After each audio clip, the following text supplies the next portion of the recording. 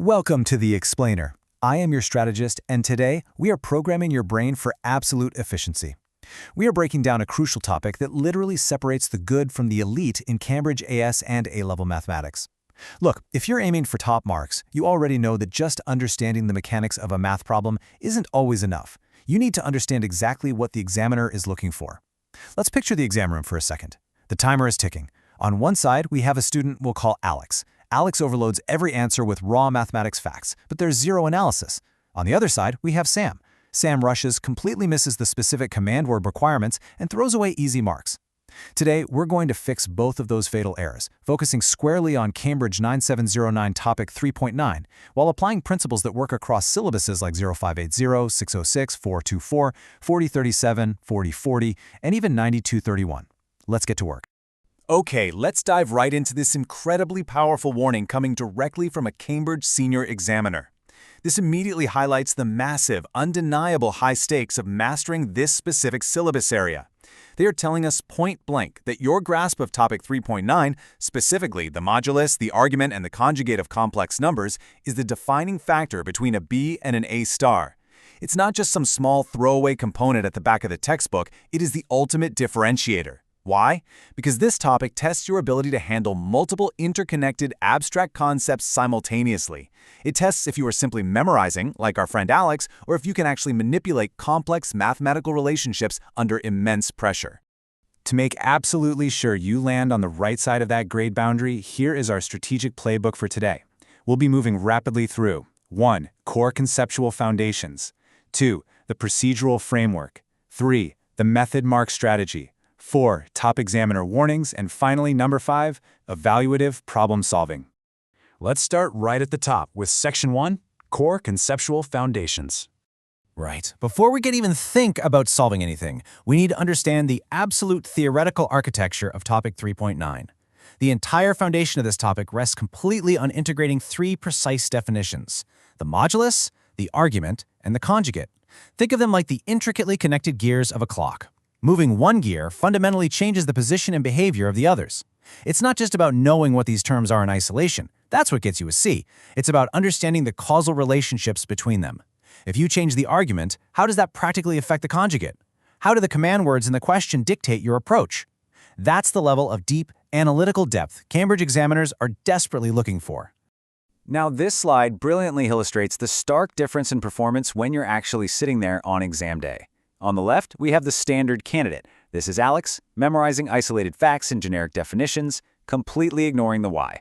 On the right, we have the top-tier candidate, who demonstrates a connected conceptual understanding that is fully transferable to entirely unfamiliar contexts. Principal examiner reports explicitly show us that students who reference cross-topic connections achieve significantly higher marks.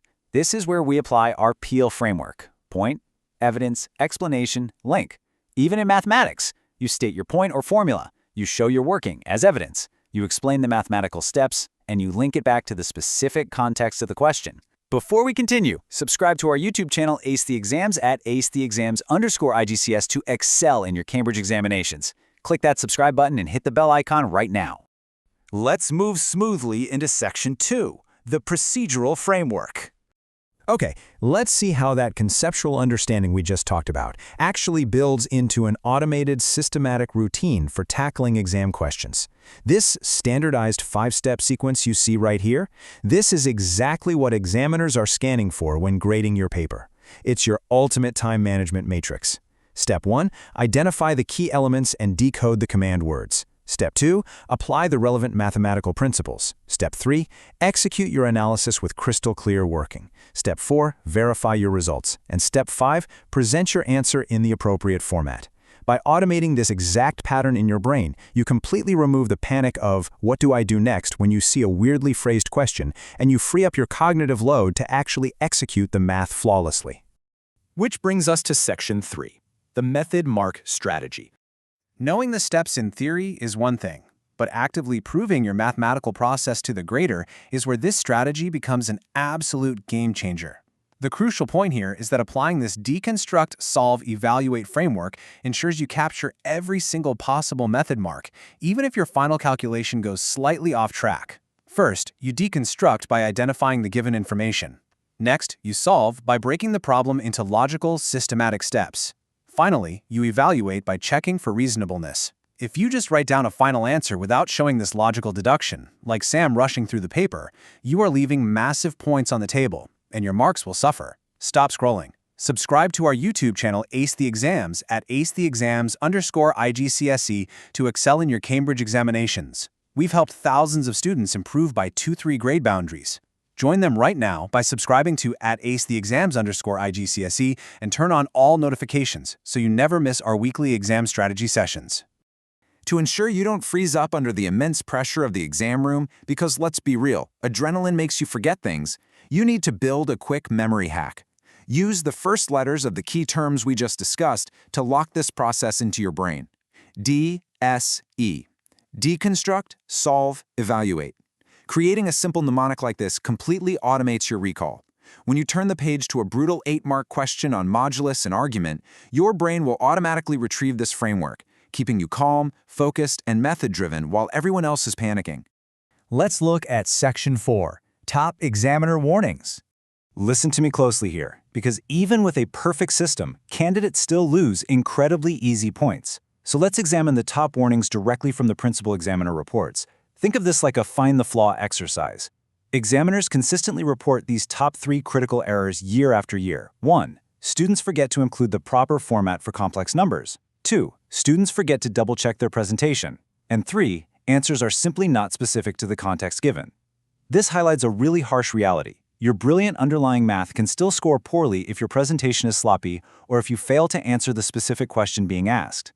The absolute classic mistake we see here is falling into what examiners call the generic trap. This is exactly what Alex does. Providing standard, memorized answers without linking them to the specific scenario entirely ruins your score. The examiner standard, however, means linking every single calculation directly to the given context. If the question gives you a specific quadrant on an Argand diagram or a specific real-world application, your argument and your modulus must reflect that exact context. Context is king in Cambridge marking schemes. Finally, Section 5, Evaluative Problem Solving. To truly push past that B grade and secure your A star, we have to look at higher-order assessment objectives. Top candidates elevate their responses from merely analytical to fully evaluative. They don't just crunch the numbers, they identify the limitations in the assumptions made in the problem.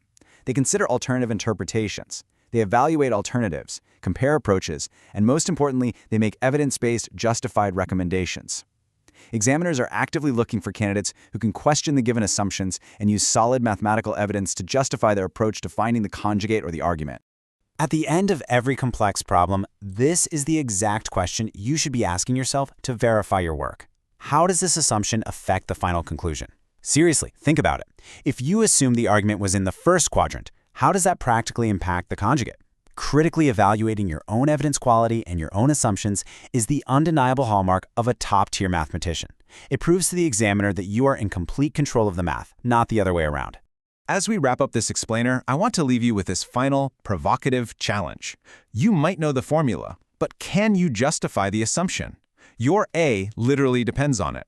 It is time to move beyond just knowing the theoretical math and step up to actively proving your conceptual mastery to the examiner. Students who implement these mathematics strategies see an average improvement of 2 grade boundaries, but only if they practice consistently with our weekly videos.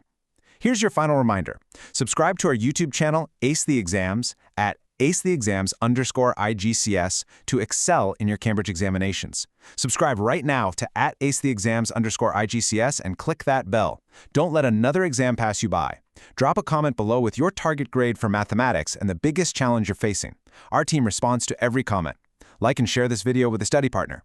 Ace the Exams, your Cambridge success starts here.